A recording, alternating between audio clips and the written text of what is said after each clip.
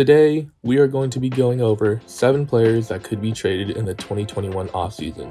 I will also be touching on a few players that most likely won't be traded, but could definitely use a change of scenery. Make sure you guys leave a like and comment under these videos. It truly means a lot, and we love pushing out this type of content for you guys. So let's get started. The first player on the list is no surprise. Ben Simmons has not heard the end of it since the collapse in the Eastern Conference semifinals. The man played like a literal walking scrub. While Doc Rivers has finally publicly come out and defended Ben as a player, it still seems inevitable that Simmons will be on the move. Word on the street is that the Warriors are very interested, and it also appears that the Timberwolves are making a hard push for Ben as well.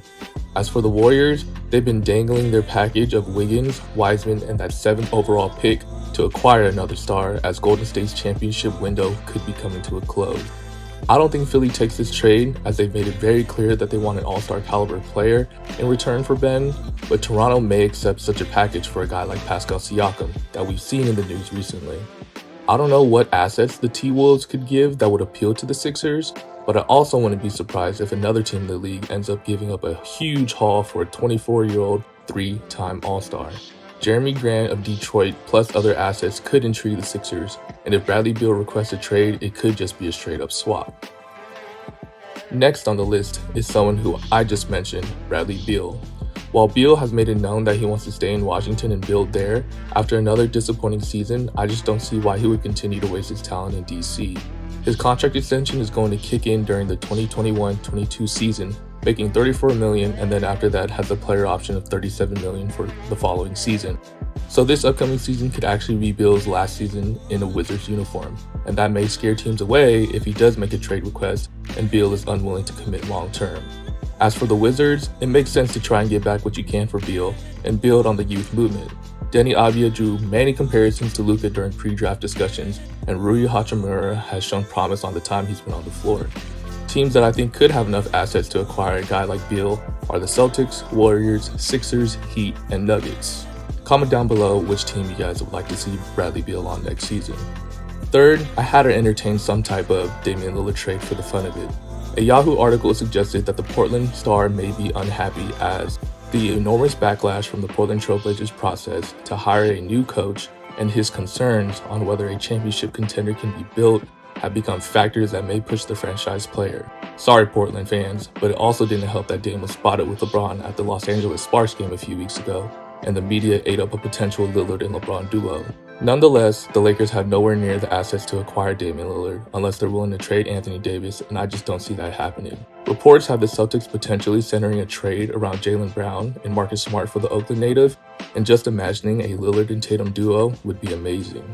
I still have the Trailblazers retaining Lillard at the start of next season, but the lack of help Lillard has, and at 30 years old, I don't know if Lillard will be in Rip City much longer, despite being signed through 2025. I wish somehow Bradley Beal and Dame could find a way to play on the same team. But wait, they are during the Tokyo Olympics, and we know how much recruiting goes on there. So who knows, we may see a future for Dame Time himself. Moving on, I've got Collin Sexton / Kevin Love being the next trade targets. I paired them together because I'm most likely seeing them have to be a package considering Kevin Love's atrocious contract. Many reports have come out that the Cleveland Cavaliers are openly shopping Sexton as they don't view him as the max player that he will be seeking at the end of next season. The Kevin Love to his hometown Portland rumors are still lingering, and Portland may see themselves shipping McCollum to the land in order to try to make Lillard happy. I don't know if acquiring a 32-year-old power forward who can't stay healthy makes Portland championship contenders, but I've seen franchises make huge swings for the fences to try to make their superstar happy. Mind you again that Kevin Love and Dame will be playing together in Tokyo this summer. As for Sexton, it does appear that he is on the short end of the stick, and it is unfortunate because I don't think the league views him as that great of a guard. I wouldn't be surprised if he ends up on a team like OKC or Orlando. Next, we've got Kristaps Porzingis. Kristaps has made it public that he is unsatisfied playing second fiddle to the young prodigy Luka Doncic. And just the vibe in Dallas feels like there are a lot more changes to come after the hiring of head coach Jason Kidd. Mark Cuban looks like he's doubling down on finding Luka Doncic some more help, and a lot of sports talk shows see Dallas as an attractive destination.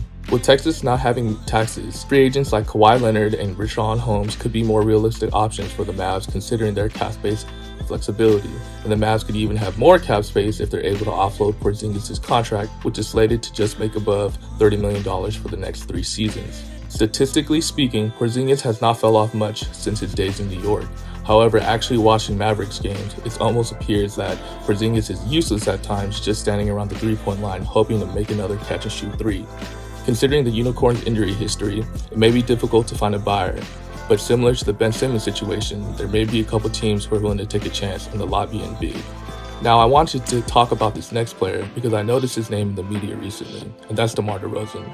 Bleacher Report came out and suggested that the Lakers should trade Montrezl Harrell, Kyle Kuzma, and their 22nd pick in a sign and trade with San Antonio for the Compton native. Now, while the majority of fans feel like the Spurs would be getting fleeced, it would all come down to how the Spurs value DeMar DeRozan. In the last 3 seasons with the Spurs, DeMar has still averaged right above 20 points on efficient shooting numbers. Now, the Lakers desperately lack shooting, and DeMar has historically been a below-average three-point shooter, shooting a meager 25% from the line last season. Now, what I could find very interesting is if the Lakers would be willing to throw in Taylor Horton-Tucker instead of Montrezl Harrell in order to make ends meet. I feel like THT would be great in the San Antonio system, and Pop can mold him into the star he will never be in a crowded backcourt in LA. As for DeMar, this next season will be his 13th season, and he turns 32 years old on August 7th. I don't know how many quality years he has left in him, so I wouldn't be surprised if he returns to San Antonio in a reprised role. The last person I have on this list, and this player may surprise you, is Zach LaVine. After the Bulls made an all-out push to win now and acquired All-Star Vucevic, they still came up short of making the playoffs, and I know for a fact that is not sitting well with LaVine. Zach has definitely had his ups and downs within the Bulls franchise, and his tumultuous relationship with Chicago's head coach hirings may have a lot to do with it. It is very well documented that Zach LaVine walked all over Fred Hoiberg and was highly critical of Jim Boylen, citing "this isn't a dictatorship." A viral video in 2020 shows LaVine visibly upset with Boylen, saying, "I have effing 40 points," as he went on to nail a logo 3 to put the Bulls down 1. LaVine has clearly been frustrated with the lack of winning in Chicago, and just like I mentioned before, it would not surprise me if LaVine starts getting real social with his fellow Olympic teammates in Tokyo.